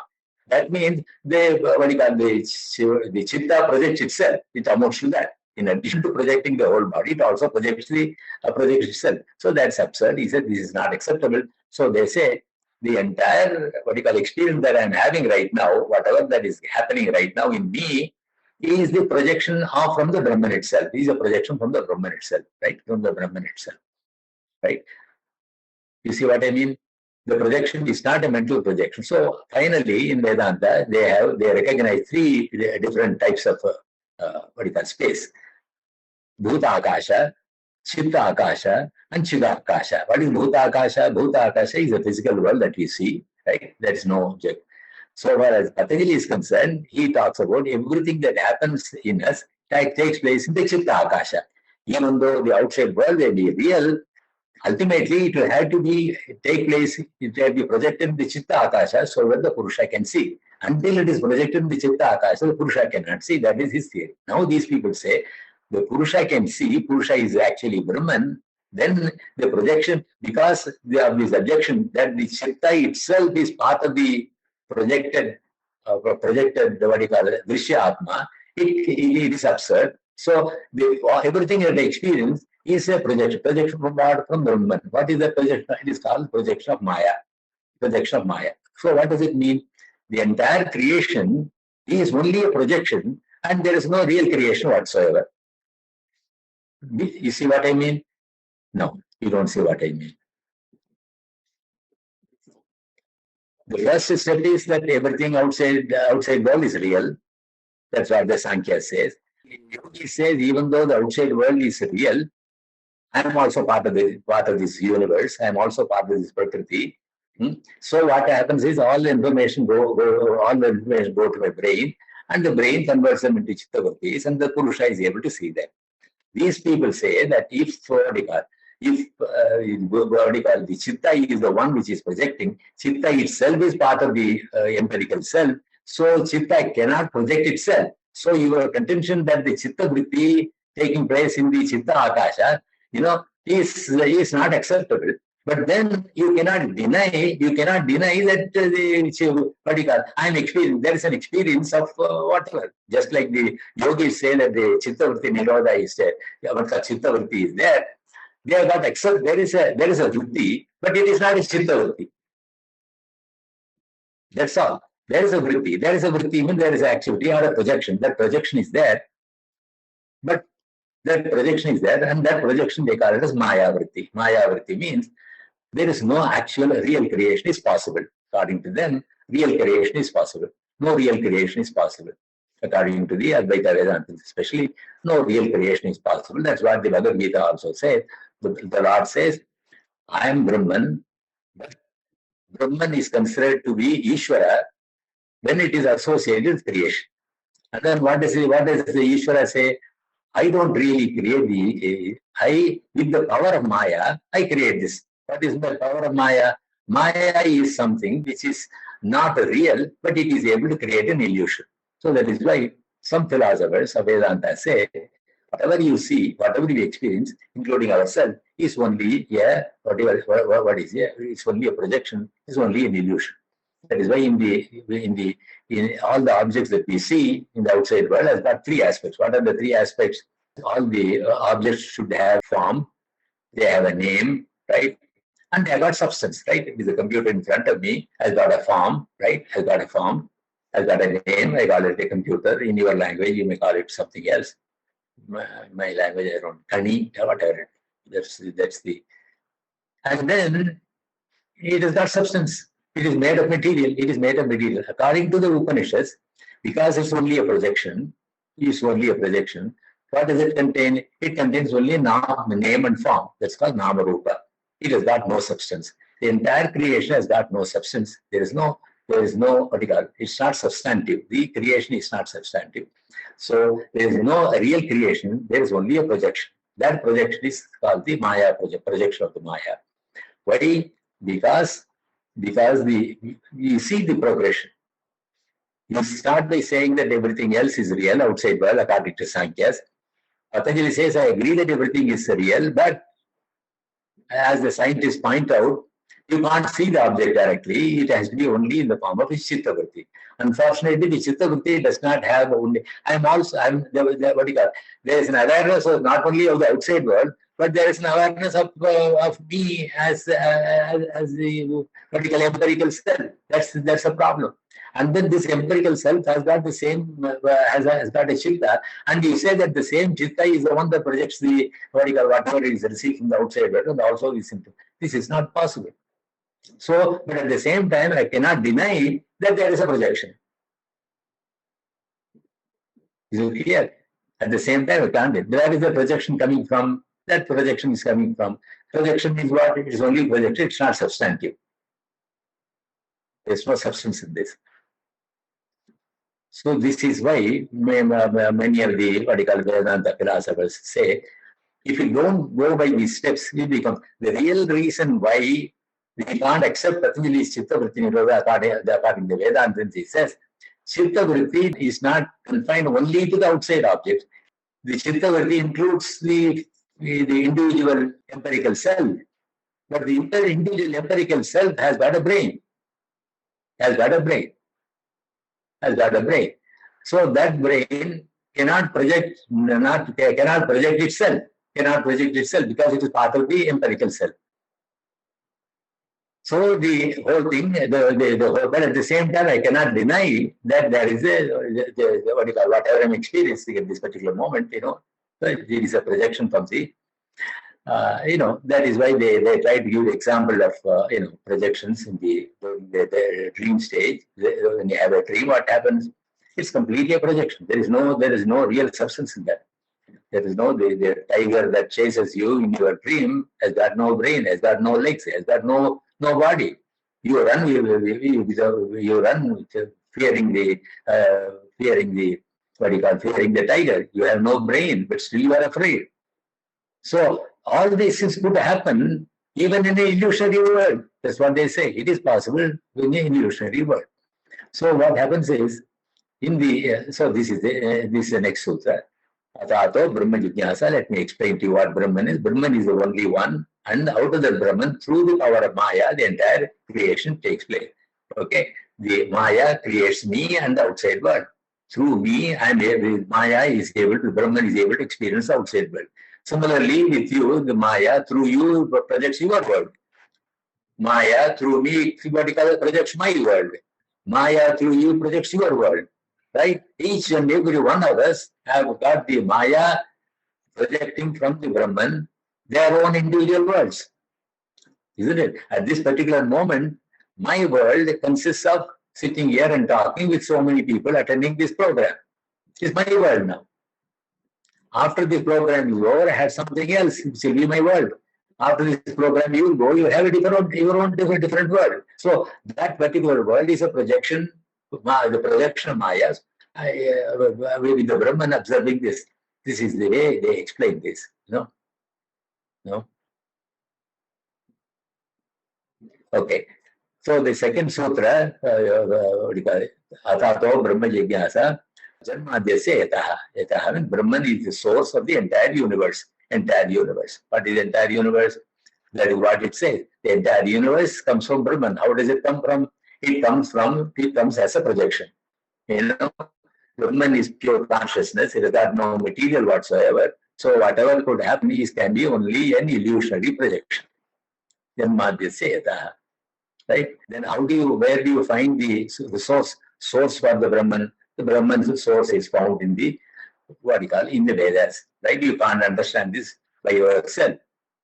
The source of this universe is Brahman can be understood only from the Vedas, from the Upanishads.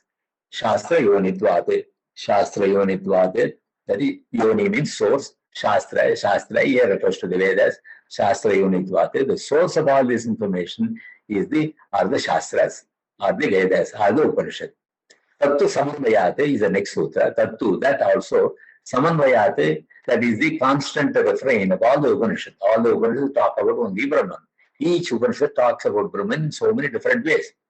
Another method of, another interpretation of this, Tattu Samanvayate, means it is not only the, it is not the understanding of Brahman comes not only from the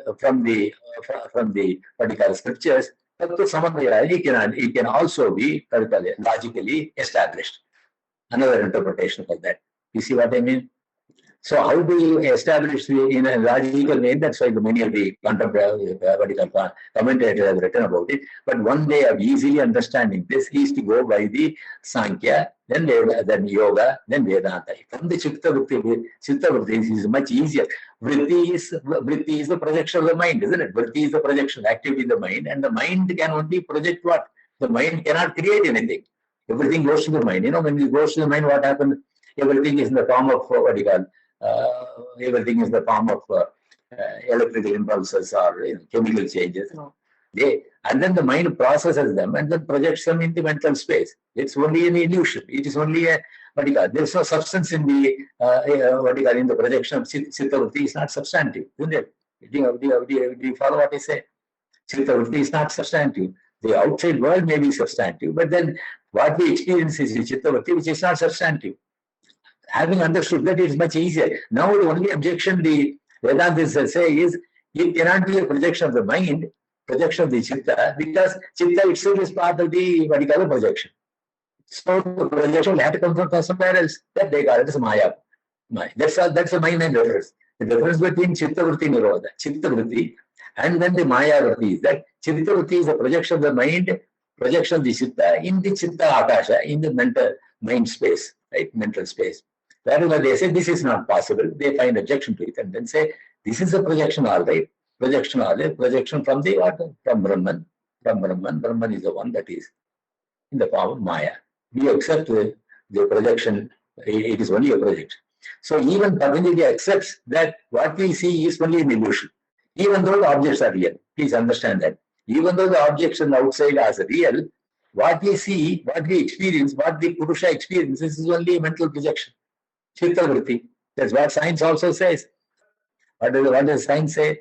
All these things go to the brain processes them, and then and then the brain itself is able to see. Where does it see? In the brain. In the brain, we have all the objects that are outside. Outside, no. Only the impressions are there.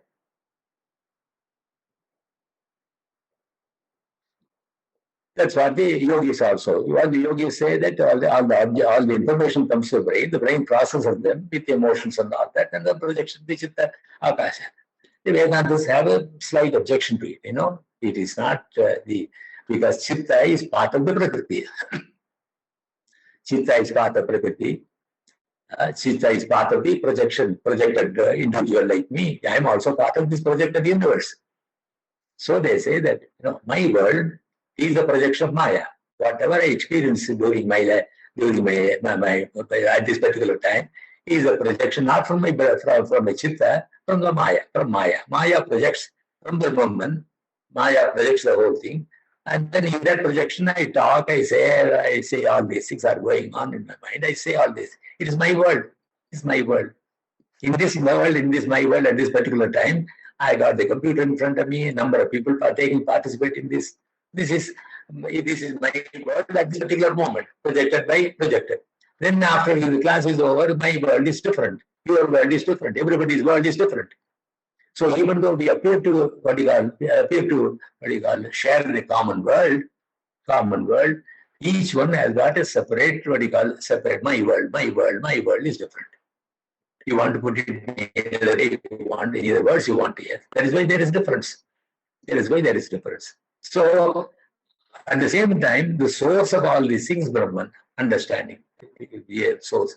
So far as I am concerned, there is only one Brahman, which is able to see the projection in which I am the entity experiencing all these things. I am the one that is experiencing. Brahman is the one that is aware of all these things. And then it projects. When it projects, it not only projects me, it also projects the outside world. I am not saying this completely, randomly. It is a one step from Chittavritti. From Chittavritti, you take one more step. There is an objection to saying that Chittavritti is what we experience. Chittavritti itself is a projection. Chittavritti itself is a projection. What you see in Chittavritti is not the real object. You must understand that. Isn't it? The Chittavritti is is the effect of the information that you get from the outside that is being processed by the brain. That is what you see. That itself is an illusion. It is itself is a projection. You want to call it an illusion, though. It's a projection. It's not substantive. The outside world may be substantive, but then what I experience is not substantive. It is only a projection.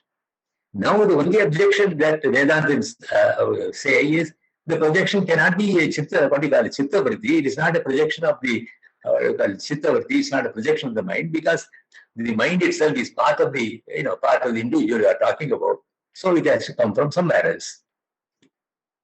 And then they call it as the one that is what will experience everything is called the Brahman here. Instead of saying the Purusha Drashta, they call it as Brahman here. And that Brahman creates not only me, but also whatever is that experience. Just like the Brahman is able to create a dream world when I am having a dream. When I have a dream, what happens? It creates me, it creates all the objects. Everything is created during my dream. So, Atato Brahma Jinyasa, Janmadhyasya, the entire universe that is created and sustained and ultimately emerges is from Brahman. Is Brahman. That is what I am now trying to explain. The world that I experience as an individual is created from the Brahman, is created, it is sustained, ultimately merges back into Brahman. Right? So all the experience that I go through in my life is a projection from the Brahman, which is my real self. Janmadhyasya yataha. Right? Then the next one was Shastra Yonitvat. How do you get this information? You get this information for the first time from Shastras, from the scriptures, from the Vedanta. Nobody else will be able to tell you this. Everybody thinks that the real world, the world is real, and you go about this, I am born, I am die, born, I am die. Number of people come, 100 years later, all the people who are living now will not be there, will be new setup. This is what the normal way we think about. But here they say that no, it is not the way the world is going out. Each one has got his own world or her own world. Right? The Brahman is a source, right? It's just like each one has got his or her own Chittavrti. My own Chittavrti. My Chittavrti is different from your Chittavrti. Even though we may share this common world, everything will have to go to my head. My head will have to project the whole thing. Does it make sense? Okay. Shastra Yonitvate. Then Tattva Samanvayate. Then the common theme in all the Upanishads is Brahman, right? The source. Tattva Samanvayate. Then some people interpret Tattva Samanvayate. It is Samanvaya. It is possible to logically explain the whole thing. The way to go about explaining this, you go from Sankhya, from Vedanta, from what do you call it? Yoga. Yoga is a big step. Yoga is a big step to understand Vedanta. If you don't make use of the Chittavritti concept or the Chittavritti reality, I won't call it a concept, Chittavritti reality, which is supported by science, you will not be able to go to the step of Vedanta. Vedanta is one step away, one little step away from the. Okay. Now I think this is about all I have to. We got another 15 minutes. If you want any questions, I want to tell you one more once again. If you understand the Yoga Sutras, it's much easier to understand the Vedanta. If you don't, understand the Yoga Sutras, it's much more difficult to understand Vedanta. What it wants to say is, even though the outside world will appear to be real, what we experience, even according to the yogis, is only a projection. We experience only a projection. The only thing is, they say the projection of the mind. These people, the Vedanta say it's a projection from the Brahman itself. It's a projection. I don't know whether you want to call it from Brahman or from Maya or from Shunya, it doesn't matter. It's only a projection. It is not real. Even Patañjali says Patañjali doesn't say that, but Patañjali particularly implies that what is experienced is only a projection. Even though the objects in the outside world may be real. It may be real. We can't say whether it's real or not. It may be real. I don't dispute that. But what I experience is only a projection of the mind. The Vedantas say, no, it's not a projection of the mind. It is a projection, all right. Don't say it is a projection of the mind. There ends the matter. Okay. Any questions you have, please? Sir, if you can go over the sadhana chatushtayam, just the 4 prerequisites. The sadhana chatushtayam, if you can just go over the sadhana chatushtaya. Okay. There are 4 things. One is what do you call sadhana chatushtaya? What is the first one is Nitya, Anitya, Vastu Viveka. Nitya means permanent, non-changing. What is Nitya here? Nitya is the what you call Brahman. What is the Anitya? The projected universe. Projected universe is Anitya. Nitya, Anitya, Vastu Viveka. Nitya, Anitya, Vastu Viveka. Viveka means the ability to see the distinction between. You see the entire world, and then there is consciousness. In the yoga also we find that we are not able to distinguish between the self and the non-self. Same thing here. Nitya, Anitya, Vastu Viveka. I must be able to see the distinction between the Purusha and the Prakriti. In fact, in the Shankara says the Atman has got no body. The body has got no consciousness. The consciousness or Atman has got no body. The body, the Prakritic body, has got no consciousness. Assuming that the real self, that the pure consciousness has got a body, is an avidya, is an aropa, is an superimposition. Similarly, the body does not have a consciousness. Thinking that the body has got consciousness is another mistake that we make. So I got to separately see. Purusha or the Atman or the Brahman, which is the pure consciousness, is distinctly different from whatever we consider to be ourselves. Nitya, Anitya, Vastu Viveka. Then the next one is Okay, then once we consider the body to be the self, then what happens? You go out and then try to find the objects which will give me happiness and try to avoid the objects which will give me unhappiness. Nitya, Anitya, Vastu, Viveka. Then we got what is the next one? Iha Amutra Phala Bhoga Viragam. Iha means in this world, I try to get a lot of food from the outside world. I like this, I like mangoes, I like this, I like this, I like this. So I spend my time trying to acquire whatever is going to give me happiness. Iha Amutra, and then you are not satisfied with that. And the olden day, they used to do the Vedic rites so that they'll go to heaven, which will be hundreds and hundred times more, give happiness. So, Iha Amutra Phala Bhoga Viragam. There should be a dispassion towards Vairagya. See, the same thing that you see in the Yoga Sutras also, Viveka and Vairagya. Prakriti Purusha Viveka Jnana, that's what they say. Right? That is what they used to have. And then what Vairagya? What is Vairagya? Drishtanushravika Vishay Vitrishnasya Vashikara Samya Vairagyam. That's exactly what here it is said. Iha Amutra Phalabhoga Viragam. Then Samadhi Shat Sampati. There are 6 attitudes, 6 qualities you got to develop. What are they? Samam. Samam means equanimity with the outside world. Damam, control of the senses. Uparati, a dislike for sensual pleasures. Uparati. Titiksha, ability to put up with all adverse conditions. Uparati. Titiksha, Shraddha and Samadhana. Shraddha is the one, complete faith in the scriptures. Shraddha and Samadhana, absolute peace of mind, or ability to go to Samadhi. Or these are the 5 requirements as we find in the Yoga Sutras. And then once you got all these 6, and then Atha. And then having found out that the knowledge of Brahman will lead you to what is the difference between you must be, if you have already studied the Yoga Sutras, understood the Yoga Sutras, the one step away is that the projection is not Chitta Vritti, it is actually the Vritti is taking place in the Chid Vritti. Chid means what? The Chidakasha. Chidakasha means the consciousness. Within the consciousness, all our experiences are taking place, not in the mind. Because according to Vedanta, the mind itself is part of Prakriti. It itself is a part of projection. So that is not the one. So anyway, whatever we see, whatever we experience is a projection. Whatever is not substantive, right? That is why in the Upanishad they say Nama Rupa Vyakaravani. The projection is made up of Nama and Rupa, forms and names. Objects normally we think that the objects have got 3 characters. Nama, Rupa, and Artha. Artha means substance. Artha is substance. But according to them, it's only a projection. Even the projection is different from creation. No creation is possible according to one school of Vedanta. No creation is possible. What is possible is only a projection. It is not entirely different from what is Patañjali says as Chitta Vritti. Please understand that. Chitta Vritti is not, Chitta Vritti leads you to say that even though the outside, please understand that, even though the outside universe is real, may be real, but the experience is taking place only as a projection of the mind. It's only a projection. Projection is not substantive. That we have to understand. Vedantas go, again, I read, Vedantas have one minor objection about it because the Chitta is part of Prakriti, right? Chitta, part of it, can't project itself. Chitta cannot project the body and also it itself. So that they try to say that the projection, it is projection, all right, but the projection from the Atman itself is called Brahman.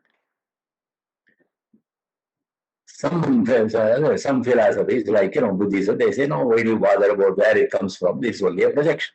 Okay, when all the projection Chitta Vritti Nirodha take place, or when you are able to achieve Nirvana is completely a blank mind, then what remains is Shunya, nothing remains. Whereas the Vedantins say when everything is stopped, then what remains is Brahman. Brahman is the source of this entire universe, the entire illusory universe. So the biggest contribution is both by science and yoga. Both science and yoga tell us that whatever we experience is not the object per se. Whatever we experience is only a processed information of the brain. The processed information of the brain cannot be the object. Is it clear? Because once it goes to the brain, what happens? It is all in the form of what? In the form of what do you call electrical impulses or chemical cells or whatever it be. The computer cannot be seen in my head. I can only see the image of that, right? So whatever they experience, whatever all of us experience at any particular period of time is only a projection. That projection, according to Patañjali, is the Chitta-vritti. According to the Vedanta, it is the projection. It is the projection from the Brahman itself. So that is why Janmadhyasya Yataha. Brahman is the source for the entire creation. Creation, not the way we understand. Entire creation of whatever is projected. Whatever Patañjali says is projected from the Chitta, they say it is projected from the what you call Brahman. According to Vedanta, please don't. It's not confusing at all. If you go step by step, unfortunately, the intermediate step of the Chitta-vritti, and it is supported by science also. It is the Chitta-vritti or science is not emphasized. Once you emphasize that, it becomes easy to understand the Vedanta philosophy. You look so unhappy. Yeah. Please think on these lines. The first step is to understand that, you can't see object per se. No object can be seen per se. Everything will have to be reduced. It will be we get only sensations. Those sensations go to the brain. The brain converts them, even according to science and yoga. Then finally, this Vedanta is coming. There is one lacuna in your reasoning, because the brain itself is part of the projection. It can't project itself. And then they say the whole projection should come from the Atman itself, the Brahman itself. Why do you call it Brahman? Because entire creation is taking place. Now Patañjali says the information for the Chitta-vritti comes from the outside world. But these people say, right, there is no outside world or inside world. So what we experience only a projection. That projection will have to be explained. That is explained by saying coming from Brahman according to the Vedantins. Then some of the Shunyavadins say, why do you want to go into that? There's a projection. That projection is only an illusion. So when you are able to eradicate this illusion as Chitta-vritti Nirodha according to them, then what remains is nothing, Shunya. Whereas these people say what remains is Brahman. Right? But the basic information that you can get both from science, all from science, Veda and science, yoga and Vedanta is that what we experience is only a projection. We don't experience the object per se. Only thing each one is a further refinement for the other one. According to the science people say, okay, 1 minute I have, science people say the brain is able to process, project and then see. Whereas yogis say no, it can process and project it cannot see. The expertise there has to be a separate entity, a separate non-changing consciousness. The Vedas, yes, we agree that non-changing consciousness, but the projection cannot come from the brain, because it will pass a part of the projection itself. Okay. Then the whole system is, one step ahead of the other one. And it is not against science. Only a modification of the way the science, science also says that, you don't see objects per se. Everything goes to the brain. The brain processes the whole thing. This computer cannot go to the brain. It can only send signals. According, the light particles go to the eyes and go. According to the Shastra, they say the tanmatras, rupa tanmatras go to the brain through the eyes. Okay. There's a lot of agreement between science and yoga, and Vedanta takes one step further. Both are logical. Science is a logical subject. So is yoga. So is Vedanta. Okay, is there anything else? I'm done. Please, it's a different way of thinking, but this is quite logical. I'm not able to take this approach of science, yoga, Vedanta as mere speculation. It is very solid set of arguments. Okay. Is it okay if I conclude the session? वनमाली यदि शार्गी शिंकी चक्री च नंदकी श्रीमान नारायण विष्णुर्वासुदेवो विरक्षतु यज्ञेशाच्युत गोविंद माधवानंद केशव कृष्ण विष्णु ऋषिकेश वासुदेव नमोस्तुते शंख चक्र गदा पाणे श्रीमद्वारका निलयाच्युत गोविंद पुंडरीकाक्ष रक्षमां शरणागतं नमो ब्रह्मण्य देवाय गो ब्राह्मणहिताय च जगद्धिताय कृष्णाय गोविंदाय नमो नमः। ओ थैंक यू वेरी मच।